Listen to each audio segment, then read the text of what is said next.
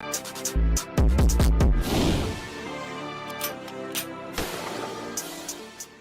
you need to be teaching a college course, honestly. Yo, my For friends real. keep telling me I need to do seminars. I'm so down. That seminars would be wavy, honestly. OD. Definitely do one. I would You definitely. have knowledge. Or even A like lot. on YouTube and stuff like that. Like have like YouTube channel or something like that. That would be pretty I cool. would love to. It was crazy because back at the studio, like I made for like the interns, I remember we were discussing stuff and I made like a 4-way breakdown of like accomplishing like major goals.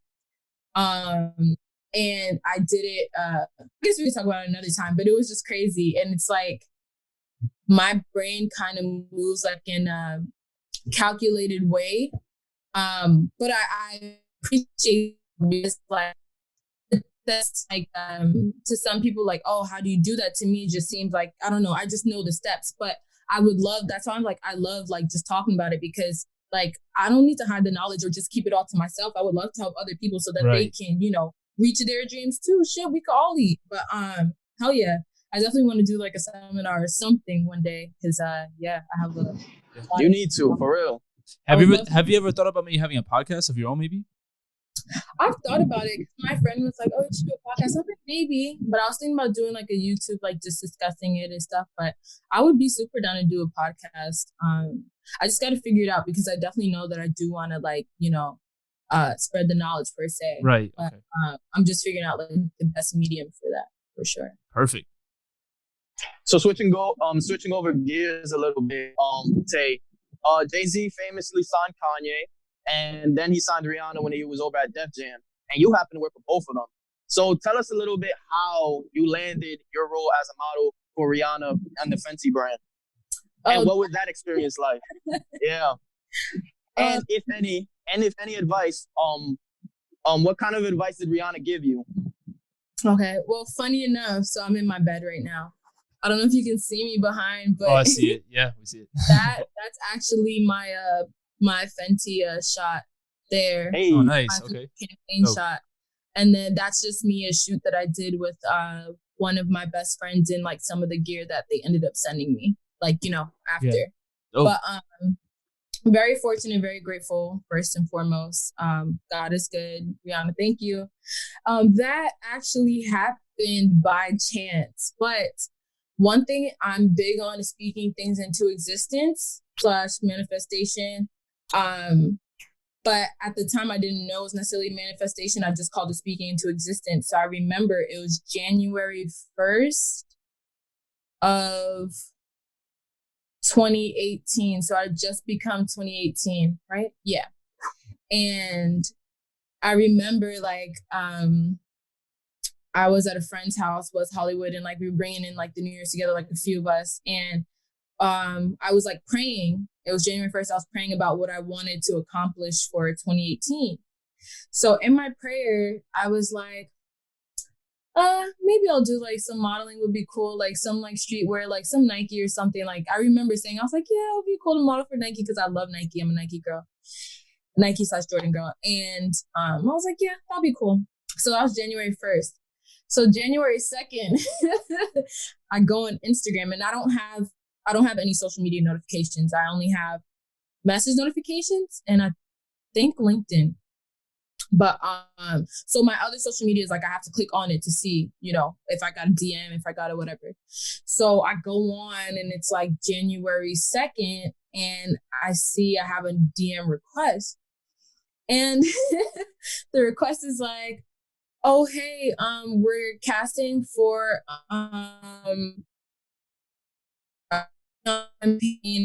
campaign and we would like you to like come if you're interested. Like we think you could be a good fit. So I click on the page. The page has 0 photos. It didn't even have a little ABI. It was following 25 people, including me. I had 3 followers. Oh, sketchy. At that point, I had only been living in LA for like 4 or 5 weeks. I had just moved because I moved like the last day of November of 2017, and this is January 2nd. So I've been in LA for like 4.5 weeks. So I'm looking around like, oh hell, they got the wrong one. I was like, I'm from New York. Like y'all are not about to About to scam you and all that. Well, They bugging out. I was like, y'all caught the wrong one. Yeah. I'm not the one because y'all not kidnapping me out here. No, ma'am. No, ma'am. But I was like, let me still check it out. So I looked or whatever, and they like said like the ad name said like the agency. So I'm like, all right. So then I do my research on it, and then I see that they're a gallery, and the gallery now has like a an agency division, but it's like a basically like a casting agency. So they just started the division. So I realized, okay, they must be real. I think they literally just started their Instagram. So that's why they have nothing on it. So I was like, okay, they're real, blah, blah, blah. So I start speaking to them. And so I go to the casting, and it's a closed casting, which means that, you know how sometimes you'll see things like open calls or open castings? That means that if you see it, like anybody can come to it, like anybody. But a closed one is that you're invited and only people that are invited can go to it. So I go to it, and once again, you know, still a little suspect. So I send my address to friends and stuff. I share my location with a few people because I'm like, no. Right, gotcha, yeah. So Smart. I go, and obviously, you know, I'm new to LA, so I knew no one, like nobody. So I pull up there, and like I have to sign in and stuff, and then I see like a bunch of other girls, and I'm like, oh shit. And it's crazy because like I had cut all of my hair off a week prior. So on Christmas Day, I thought, okay, it's gonna sound crazy. I thought my hair is just not super thick, and I guess my scalp was just scaring me. So I thought I was balding. So I first like shaved the side of my hair. So, and I've had an undercut in the past. So like shaving part of my hair didn't like, you know, phase me. So I cut it off. And I remember showing my mom, she's like, what are you doing? I was like, anyways, I think I might cut off my whole head. So I cut off my whole head. Like, you see how like the front of your hair is that length and like the sides? That's how short I cut it, my whole head. Really? Yeah, so I just cut off like all of my hair. And so it was like way short. And so anyways, like I told them, I was like, hey, by the way, like I cut off my hair. Do you want me to bring one of my wigs? Like, what do you want me to do? They're Gotcha. like, no, just come with your hair like normal. I was like, okay. I still brought my wig in my bag. I never put on the wig, but I brought it just in case. Nice. But well prepared as so, always. I get there, whatever, and you know, like a bunch of the girls knew each other. They're talking, whatever. And there wasn't like animosity or anything weird, but I just didn't know anybody. And so, like, you know, a few girls, like when I was sitting down, I would talk to them, the ones that were next to me, but like it was calm stuff. And then I recognized the main person I was speaking with on the Instagram. And so she was so excited to see me. So they had me like do my photos like they did with the other girls. Like they had us change into like underwear and stuff and then take photos of us. And then they took my photos, and then like she calls me over. She's so excited. And I didn't see her that excited with anybody else. So I'm like, okay. So she calls me over. She's like, Taylor, chill, like, hey. So like we hug and like we talk. She's like, so do you have a passport? Do you have this, that? Like ask me about the stuff. Like I was like, oh. And so then they pulled me to the side to like do some extra video and stuff. And once again, I did not see them do that with any of the other girls the whole time I was there. So I was like, okay, cool. So I'm not thinking too much of it, you know, trying not to get my hopes up because a lot of these girls, they are professional models or have like legit modeled before. Like I only did a shoot with my friend, like two of my friends, like one was in like 2015 and one shoot was like a few months prior. And I always tell my friend, I think that's the shoot that got me Fenty. But yeah, so anyways, fast forward, it's 3 days before the shoot. It's like 7 weeks later, and it's like 3 days before the shoot. And they like let's confirm Fenty. And I just started freaking out. And it was crazy because I was depressed during that time. So I was sad. And my friend made me go on a walk with her. I didn't even want to walk. And we're in Subway. She went to get like a sub from Subway. And so they texted me while I was in Subway. And I flew up out of my seat and I started twerking in the middle of the Subway. I was just so like, So I ended up getting it. And it was just one of the most incredible experiences in my entire life. Like, the shoot was incredible. The whole team was incredible. Like me and the head makeup artist have the same exact birthday. We were like, what the hell? Oh wow, cool. Like, yeah, it was crazy. All the other models were incredible. Like, we just, it was amazing. I honestly felt like a princess. And Do you think, not to cut you off real quick, do you think she was the one who vouched for you? Because all of this seems like crazy coincidence, like it came out of nowhere. who is she? The person who was like the head scouting person at Fenty that you met. I'm not sure because I think she definitely had a hand in it, but at the end of the day, I know that Rihanna handpicked the final model. So Rihanna herself picked us out and said that, like, because they could bring to her like who they, they gave her like a good pool to pick out of per se. And then I'm sure she was involved in that process, but she was the one that officially chose like the final models. So sometimes when I feel bad, I'm like, damn, no, Rihanna thinks you're beautiful though, so chill. I'm like, you're right. But but I definitely would say like it seemed like they already loved me. And then for sure, Rihanna is the one that has the final say. So I was very grateful for that. And then, I flew to New York. I was in New York for the launch event, which was crazy. And then, that's how I got to get like the photo, like the selfie with her. Cause, obviously they were taking photos and videos of the models all day. And then like at the event and then like, we got to see her and stuff, but it was crazy because I was walking through the party, probably going to get another drink or something, but I was walking through the party. I know you was stunting. Oh, yo, I'm not for nothing. My fit was on it because we were wearing the Fenty thing, but you obviously, they don't give you the shoes or anything else, but I had like these boots I already knew I wanted to wear. I bought it just for that. All exclusive stuff too. It was A1. Nice. But I remember I was like, I don't know if I was walking towards the bar or something. And all of a sudden, so Rihanna's like walking through the party and there's cameras behind her, different people walking behind her. And I'm walking through and then she just stops me. He's like in the middle of the party. Oh. And she's like, you are gorgeous. And I was just like, I was like, and I never get starstruck. I see, different artists in that all the time, but like for her to stop me in her own event and then like, she was just there in my face, like telling me I'm beautiful. And I'm just like, and so I didn't know what to say. Yeah. So we hugged or whatever. And then like, we continued on, she continued entertaining her guests at her events. Okay. I was like, okay. And then later on is when we got to get the selfie, me, her, and other models and stuff. But it was absolutely incredible and life-changing. And then it wasn't until a few weeks later, I woke up and that's how I found out that I was in Vogue. And I was like, what the? I had no idea. So like, I got to be in like UK Vogue online.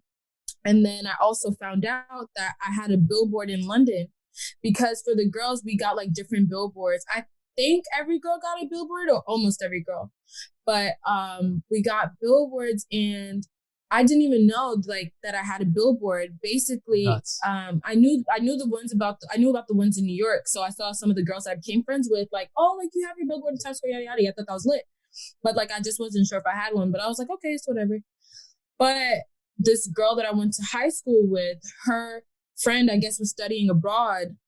And her friend, I don't know how her friend knew who I was, but I guess some people kind of knew me just because of like the stuff that I had done music-wise, but I was still like, to me, and I still am like very under the radar. But the girl told her friend who I went to high school with and told her like, hey, like your friend is, has a billboard here, blah, blah. I don't know if y'all know.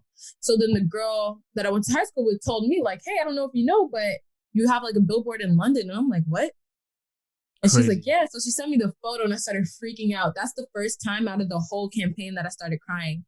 Like I started crying because and they never notified you guys, right? They never told. Okay. They didn't tell me. They might have told the other models, but I don't know if they forgot to tell me or what happened. But I was fine with it. It was okay. Yeah. But it was just so insane because I feel like they did that for me on purpose because London would go there for like 4 to 6 weeks at a time for like a few years in a row. So I considered like London like a second home to me. I would post London a lot. At one point I had it like in my bio, yada, yada. And so I felt like they like did it like on purpose. And it was just insane. So then a lot of my friends out there, they got to go because it was in like, it was in Oxford Circus, and that's like the Times Square of London. So like in terms of like that's like the most popular, like the biggest train station, all of that. So like they put me in like the most popular one. And then so like when I told my friends, they went and like found the campaign And so they were like taking videos and photos, like freaking out, like, oh, that's my best friend. And it was just absolutely incredible. Definitely life changing. And also it was just something so new to me because, you know, I'm so used to being behind the scenes that to be, I guess, on the other side, it was just like very shocking and new. And that was my first like modeling job. And it was crazy because when they first hit me up, I almost was like, are y'all sure y'all DM the right person? Because who over here is modeling? Like what? But I'm very grateful. And then so that happened, and you know, I got like some notoriety from it and stuff. People were reaching out, but then Nike ended up happening later that year. I shot for Nike. So basically, like also in the studio, I would talk about Nike all the time, even though it was technically like an Adidas place or whatever. Yeah. But like I'm a Nike girl. I wear Jordans, and I remember like I would talk about it all the time, and I was telling them one thing once again about speaking things into existence. I was like, yeah, I'm gonna work with Nike. I'm gonna be ambassador for Nike. Like already designed Jordans, yada yada yada. And once again, my original prayer, I said Nike. So then I remember I was talking about it in the studio, and then I was talking about how for my birthday, I wanted to go to Tokyo. So I was like showing all my friends all the stuff that I wanted to do in Tokyo, yada, yada. And like 2 days after me talking about Nike in Tokyo, I get an email out of the blue from a casting director at Nike. Like, hey, that's unbelievable. Would you like to basically asking me if I would be interested in flying to Tokyo to shoot with Nike. And I'm like, nuts. Yes. And like, it's so crazy because out of all the places in the world, it was Tokyo, and all the brands in the world, it was Nike. And I was just like, this is insane. Like, God is so good. But so obviously I didn't have it right away. They were just saying if I was interested, and, you know, they were going to see if they wanted to have me. And they ended up having me like, and I was supposed to go meet them at the headquarters in LA. And before we ended up meeting, they just ended up confirming me, and they sent me my flights and everything. And like, the team was super professional, super on it. And we ended up going Halloween weekend. So that's when like the whole shoot was happening. So it was so lit out there. Yeah, everybody's in costumes, like people, it was amazing. It was amazing. Nike team was amazing, very professional. I'm fortunate that for both of my campaigns, everyone was like absolutely amazing. And like, you know, I didn't feel, because once again, in both situations, I'm surrounded by like, you know, professional models, but I didn't feel like out of place, like nobody looked down at me or felt a way that I wasn't one. But then I also was like, all right, well, shit, now you are one, you know, you're becoming one. Because I remember when I was at like the Nike set, I posted a thingy, and nobody knew where I was though. They knew I was in Tokyo, but they didn't know why I was yet. And so I posted, and I was like behind the scenes of hair and makeup, and I was like, am I a model now? My friends were like, well, yeah, duh. Like you literally just did Fenty with Rihanna, and now you're doing Nike. So yeah, you kind of are. And I was like, you know, hell yeah. I am. So then I've been like opening myself up to like, you know, pursuing that as well. And I've always been an avid believer that you can never there's no such thing as hogging in too many lanes, because if you want something, go get it. And you should never limit yourself. I always tell people you can never place your limitations on me. If you feel like you can't do it, that's on you. But I know that I'm capable of doing anything I put my mind to. And I'm never going to place a ceiling on myself or box myself into one category, because there's no reason why I can't do things across, you know, multiple lanes. And I'm not going to, you know, stop myself. And like, I shoot for the moon. So if I don't land on the moon, I'll at least, you know, land amongst the stars, you know. Exactly. Like, please go for it, you know.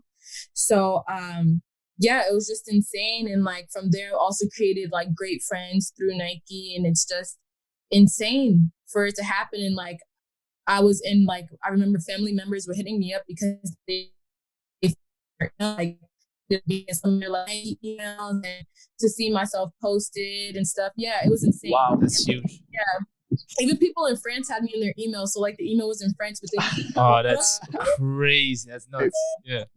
Yeah, to be on like their website and the app and stuff. And like it was insane. And I'm just grateful. So it definitely was I guess God, but for sure. But also, once again, I truly believe that it had to do with speaking it into existence and, right, you know, believing that I can do it.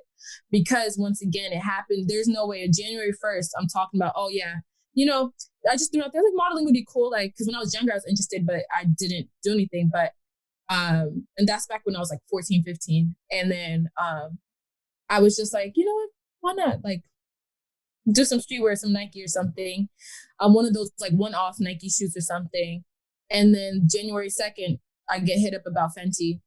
And then just for my next campaign to end up being Nike anyway. So, and in Tokyo of all places, when I was telling them like 2 days prior, that's where I want to go for my birthday. Right. So yeah, so it's just insane. And like after, what's good is that I've been in talks with some agencies. So after the band list, I have a meeting with this agency that I really like set up. So I'm really excited because I also do want to take that seriously on top of everything else I'm doing.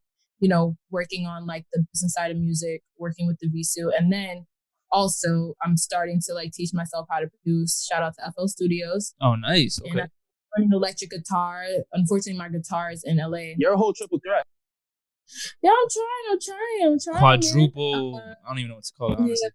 Honestly, yeah, it's funny that Hector brings that up because I was gonna say, do you feel like you're kind of like a Renaissance woman in a sense, where it's like this new age of like an entrepreneur, where it's like it's not just one job, one thing, it's multiple things, and you're excelling at all. It seems like right now you're excelling at every single one of those things. So would you call yourself like a multi-talented Renaissance type of person? Yep. For sure. And it's not even to be cocky, but that's how I do feel about myself. It's just how it is. I'm building an empire. That's how I view it. And it's like, once again, I refuse to box myself in. For example, one of the things that I plan on doing, like I will win a Grammy. I'm going to win a Grammy for producing. And at least one. So bare minimum one. Grammy for producing. I mean, not to cut you off real quick, but I mean, why couldn't you do it? I mean, Steve Lacy won a Grammy off of producing off of his phone. So especially where you've accomplished more in your career than a lot of people can say they have. I mean, that just shows the type of like totem pole and where you put yourself at, where you raise yourself. So that's awesome to hear. Thank you so much, honestly. But yeah, exactly. So I'm gonna definitely get my Grammy, and then like so I don't know if you guys know, but I used to like put together like shows/showcases like in New York. So I used to do the ones at Webster Hall. So I did. You want to know something funny? I actually was at a show that you hosted. Yeah, about 3 years ago, no, about 4 years ago. It was the one where Uno the activist and G Savage never showed up. Yeah, I was there in the crowd. Yeah, he didn't come. He missed his flight. Yeah.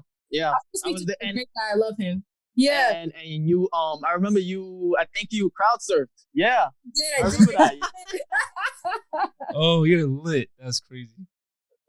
What other A&Rs do you know that are crowd surfing? Tell me. I can't come up with one. That's fun. I'm working on it, but facts. Yeah, I did crowd surf.